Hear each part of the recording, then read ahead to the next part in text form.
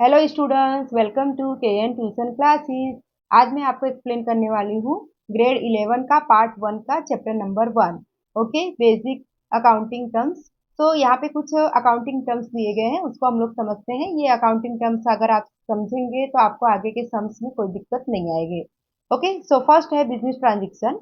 Business transaction का मतलब क्या है? Business transaction means exchange of product और service of business between two or more than two person in the forms of cash and on credit. The prerequisite condition of the business transaction is to have its economic value. Example, financial value. अब यहाँ पे क्या बोला है कि business transaction क्या है? Business transaction एक एक्सचेंज है। किस चीज का एक्सचेंज? भाई गुड्स और सर्विस को जो हम एक्सचेंज करते हैं, हम गुड्स देते हैं या सर्विस प्रोवाइड करते हैं, उसके बदले में हम कैश लेते हैं। ओके, तो इस तरह से बिजनेस ट्रांजेक्शन एक एक्सचेंज है। बिजनेस में एक एक्सचेंज होता रहता है। बराबर, बिजनेस में हम लोग क्या करते हैं? बिजनेस करते हैं। कैसे करते हैं? गुड्स और सर्विस प्रोवाइड करते हैं, सामने से कैश लेते हैं या कैश देते हैं, उनका गुड्स और सर्विस लेते हैं। इस तरह से एक्सचेंज प्रोडक्ट का एक्सचेंज करते हैं, सर्विस प्रोडक्ट और सर्विस को एक्सचेंज करते हैं in the forms of cash और क्रेडिट। या तो उधार में कैश करते हैं या तो कैश में करते हैं। ठीक है, क्रेडिट या कैश में हम लोग जो एक्सचेंज करते हैं उसको बोलते हैं बिजनेस ट्रांजेक्शन। लेकिन ओके, और बिजनेस ट्रांजेक्शन में एक इंपॉर्टेंट है कि पर्सन दो या दो से अधिक होते हैं। बिजनेस हमेशा दो या दो से अधिक पर्सन के बीच में किया जाता है और उसमें गुड्स और सर्विस को हम एक्सचेंज करते हैं किसके फॉर्म में? कैश और क्रेडिट, यानी उधार या कैश के फॉर्म में हम एक्सचेंज करते हैं। और मतलब मेन अकाउंटिंग जो बिजनेस ट्रांजेक्शन, उसका मेन वैल्यू क्या होना चाहिए? इकोनॉमिक्स वैल्यू होना चाहिए, मतलब इकोनॉमिकल होना चाहिए। ऐसे कि नहीं हम सेवा कर रहे हो कि भाई अब हमको कुछ नहीं चाहिए, हमने सेवा कर दिया, बिजनेस मतलब सेवा कर दिया, अपना गुड सर्विस प्रोवाइड कर दिया। नहीं, सेवा का नहीं होना चाहिए, नॉन इकोनॉमिकल नहीं होना चाहिए, इकोनॉमिकल होना चाहिए। इसमें पैसे की वैल्यू होना चाहिए, फाइनेंशियल की वैल्यू होना चाहिए। एक एग्जाम्पल के थ्रू समझते हैं हम लोग यहाँ पे। फॉर एग्जाम्पल यहाँ पे लिखा है Ram purchase goods worth ₹5,000 from Shyam on credit. Ram ने परचेज किया गुड्स, 5,000 का गुड्स राम ने परचेज किया श्याम से। और कैसे किया? क्रेडिट मतलब उधार पे किया। अभी तुरंत उन्होंने पैसे उनको दिए नहीं, उधार पे किया है। ठीक है, उधार पे राम ने माल खरीद लिया है 5,000 का। समय आने पे राम श्याम को पैसे देगा, अभी तो उसने क्रेडिट पे किया है। तो ये एक बिजनेस ट्रांजेक्शन का एक एग्जाम्पल है। ओके, सेकंड देखते हैं यहाँ पे, इवेंट। ओके, सेकंड है यहाँ पे इवेंट।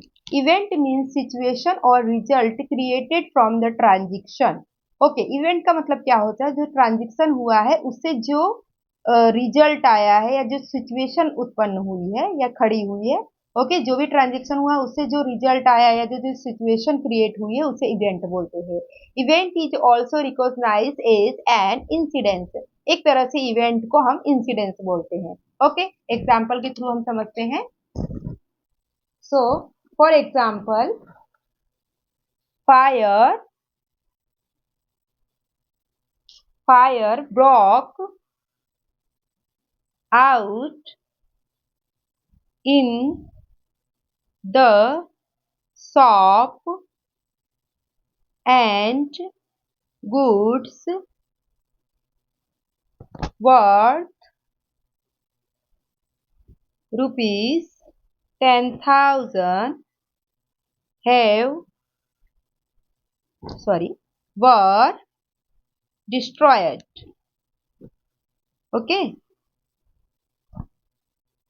अब इसका मतलब है fire broke out in the shop and goods worth ₹10,000 were destroyed. अब इसमें लिखा है कि दुकान में आग लगी और 10,000 का माल क्या हो गया? डिस्ट्रॉय हो गया, नाश हो गया, नुकसान हो गया। तो ये एक क्या है? इवेंट है। ओके, ट्रांजेक्शन नहीं है ये। ओके, ये या तो ये कोई ट्रांजेक्शन नहीं है, एक घटना हुई। ठीक है, एक मतलब शॉप में आग लग गई जिससे 10,000 का माल डिस्ट्रॉय होगा, ये एक तरह से इवेंट है, ये बिजनेस ट्रांजेक्शन नहीं है। ओके, ओके चलिए, तो अब थर्ड देखते हैं यहाँ पे, सॉल्वेंट। ओके, सॉल्वेंट मीन्स क्या है? In accounting a person who pay his financial obligations regularly and whose assets are more than his liability, that a person is known a solvent person. Solvent का हिंदी में मतलब होता है सद्धर व्यक्ति। सद्धर व्यक्ति का मतलब जिसके पास मतलब पैसे हो, अच्छे से पैसे हो। ठीक है, तो जैसे अब अकाउंटिंग टर्म में क्या कहा जाता है। In accounting a person who पे हिज फाइनेंशियल ऑब्लिगेशन रेगुलरली, वो पर्सन, अकाउंटिंग में वो पर्सन जो अपना, जिसको जो पे करना है वो रेगुलरली, वो अपना फाइनेंशियल ऑब्लिगेशन जो भी है, जो भी उसको पे करना है वो रेगुलरली अपना फाइनेंशियल जो भी है वो पे कर दे रहा है। And whose assets more than his liability, assets का मतलब उसकी संपत्ति, उसकी संपत्ति ज्यादा है उसकी लाइबिलिटी, लाइबिलिटी मतलब उसको देना होता है, दायित्व होता है जो बोलते हैं ना। एसेट्स उसकी मिल्कत होती है, संपत्ति होती है, और लाइबिलिटी उसको देना होता है किसी को, और एसेट्स मतलब उसके पास लेना होता है या फिर उसकी मिल्कत जो होती है वो होती है, और लाइबिलिटी मतलब उसको देना होता है। तो उसकी जो एसेट्स है मतलब उसके पास जो मिल्कत है वो ज्यादा हो, किससे, लाइबिलिटी से ज्यादा, उसको जो देना हो, जैसे किसी भी पर्सन को उसको देना है वो सब उसकी लाइबिलिटी है ना, उससे ज्यादा उसकी एसेट्स हो, संपत्ति उसके पास ज्यादा हो, तो that person is known a solvent person, तो उस पर्सन को सॉल्वेंट पर्सन बोलते हैं। ओके, एग्जाम्पल के थ्रू हम समझते हैं। For example, example 3, Mohan assets ₹5 lakhs, okay, and Mohan liability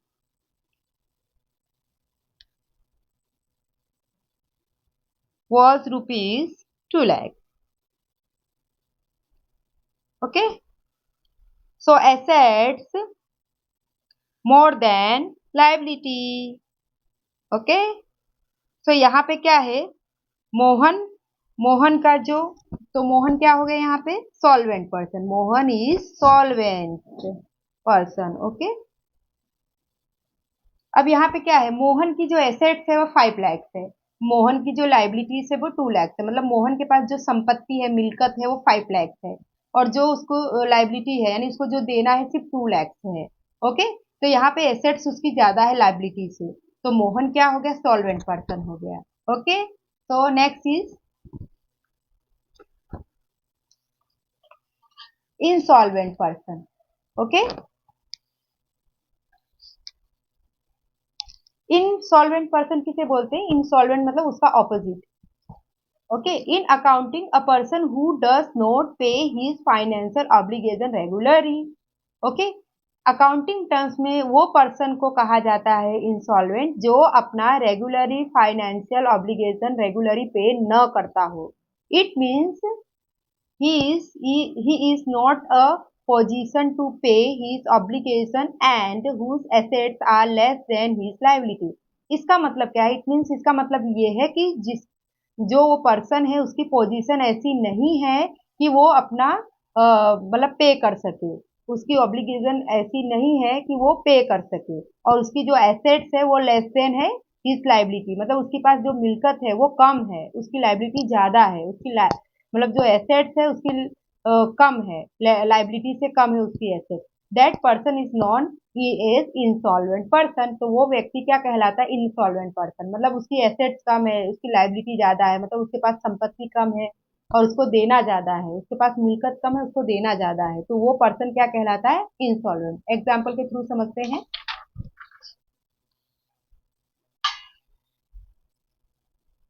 so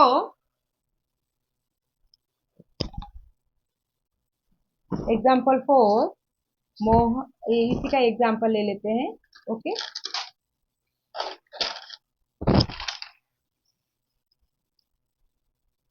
okay, so Mohan, Sohan's assets, for example 1 lakh, okay, and Sohan liability 3 lakhs, okay, so यहाँ पे क्या है कि assets less than liability,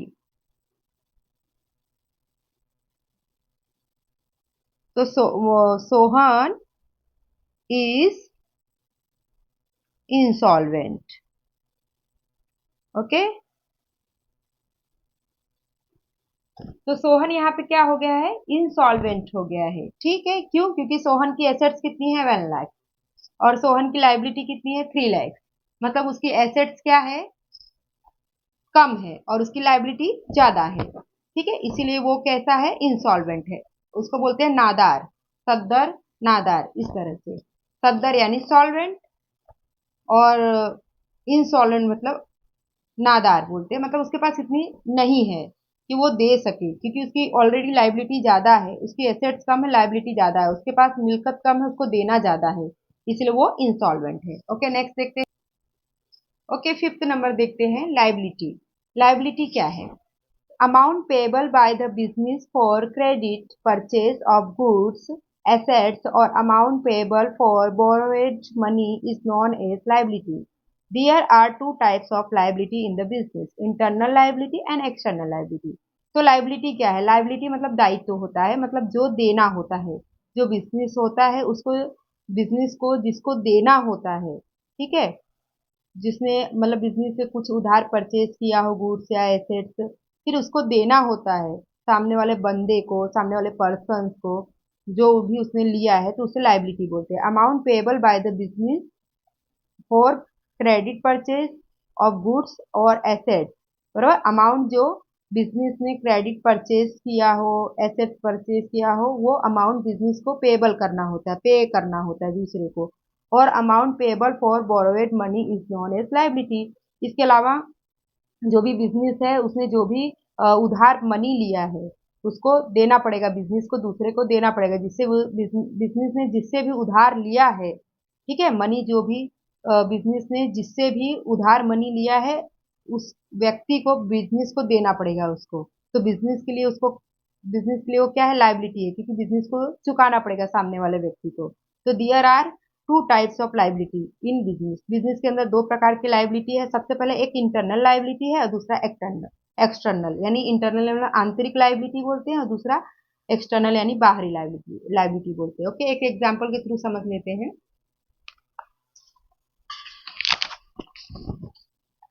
okay, for example यहाँ पे दिया गया है, जैसे कि ए बी सी नाम की एक कंपनी है। ए बी सी कंपनी टूक a loan of rupees 2 lakhs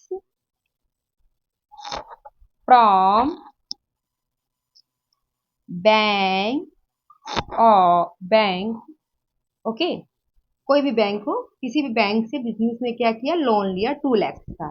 तो लोन लिया है, ऑब्वियसली बिजनेस को चुकाना ही पड़ेगा, बैंक से लिया है। तो यहाँ पे बैंक के लिए वो जो लोन है, जो भी बैंक को, जो बैंक के मतलब जो बिजनेस के लिए जो बैंक का लोन है, यानी उसको चुकाना ही पड़ेगा बिजनेस को।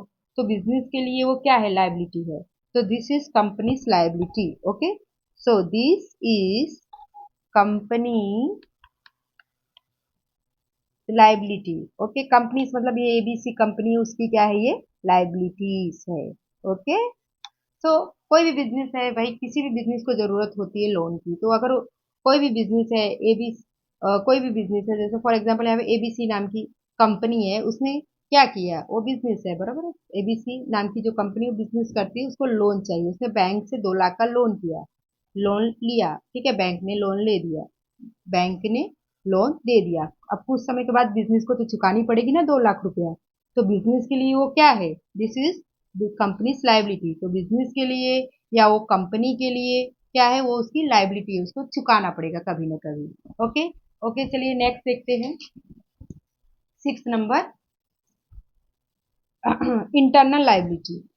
So amount payable by the business to owner of the business is internal liability।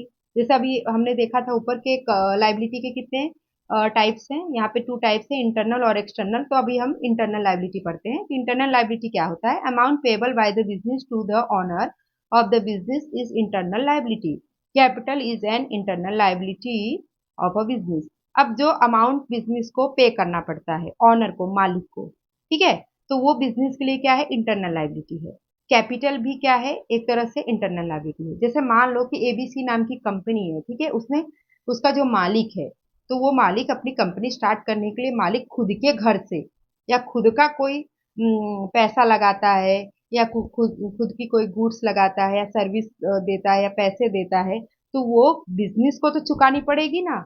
जो धंधे का जो बिजनेस का मालिक है, ऑनर है, उसने पैसा लगाया बिजनेस में, तो बिजनेस को देना ही पड़ेगा। बिजनेस अलग है, ऑनर अलग है। ठीक है। हालांकि ऑनर का ही बिजनेस है, बट अगर ऑनर ने पैसे लगाए हैं तो बिजनेस को देना ही पड़ेगा। तो बिजनेस के लिए वो क्या है? इंटरनल लाइबिलिटी है। अभी आपको मन में कंफ्यूजन, बिजनेस जिसने स्टार्ट किया उसका खुद का ही बिजनेस है, वही मालिक है, तो बिजनेस को कैसे, हाँ, तो यहाँ पे ऐसा ही है। भले बिजनेस जिसने स्टार्ट किया है वही पैसा लेकर आया, उसका ही बिजनेस है, तो बिजनेस को देने की क्या जरूरत है, लेकिन बिजनेस के लिए वो क्या है? वो एक लाइबिलिटी है। यहाँ पे हमको बिजनेस अलग देखना, ऑनर अलग देखना। ऑनर ने पैसे लगाए हैं तो ऑनर को भी पैसे देने ही पड़ेंगे बिजनेस को, तो इसे बोलते हैं इंटरनल लाइबिलिटी। तो capital is an internal liability of a business. तो जो भी बिजनेस में जो भी ऑनर कैपिटल लेकर आता है, बिजनेस में जो भी पैसा मतलब कैपिटल, ओके, जो भी पैसा लगाता है, जो भी कैपिटल गुड सर्विस जो भी लगाता है, वो कैपिटल में आता है और वो कैपिटल बिजनेस के लिए लाइबिलिटी है। ओके, फॉर एग्जाम्पल के थ्रू हम समझ लेते हैं। ओके, सो स्टार्ट करते हैं example. For example, Rajesh invested rupees 5 lakhs as capital in his business. So this is internal liability of the business. Okay, अब यहाँ पे क्या बोला है कि राजेश ने अपने बिजनेस में ₹5 लाख का कैपिटल लगाया। ओके, यानी कैपिटल लगाया उसने, अपने बिजनेस स्टार्ट की, उसने 5 लाख का जो भी है पैसा पानी कैपिटल जो भी है, मतलब उसने गुड सर्विस जो भी हो प्रोवाइड किया। तो यह बिजनेस की इंटरनल लाइबिलिटी है, क्योंकि यह ऑनर को वापस करनी होगी। बिजनेस को ऑनर जो है, धंधे का मालिक जो भी ऑनर है, उसको बिजनेस को देना ही पड़ेगा। मतलब बिजनेस को देना है मालिक को, क्योंकि मालिक ने पैसे लगाए हैं। ओके, नेक्स्ट चलते हैं। Okay, external liability. So external liability क्या है यहाँ पे? The amount payable by the business of the third party for credit purchase of goods, asset, service or payable amount for borrowed money is known as external liability. Bank loan, creditor, provident fund etcetera are external liability.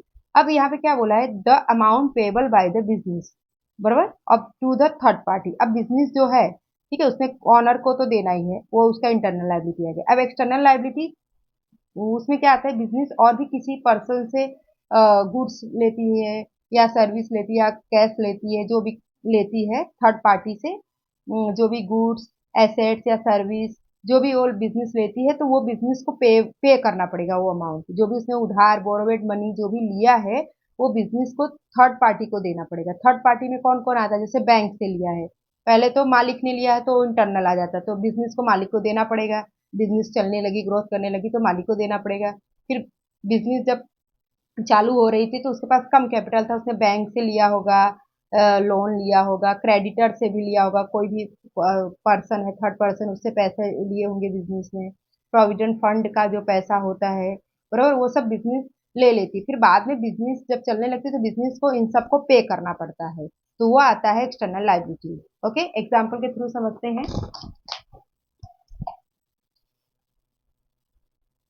For example,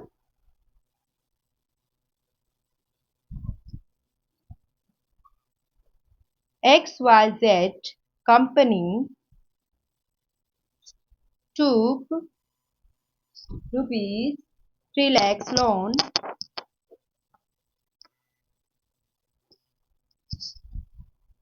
from bank and rupees 50,000 is payable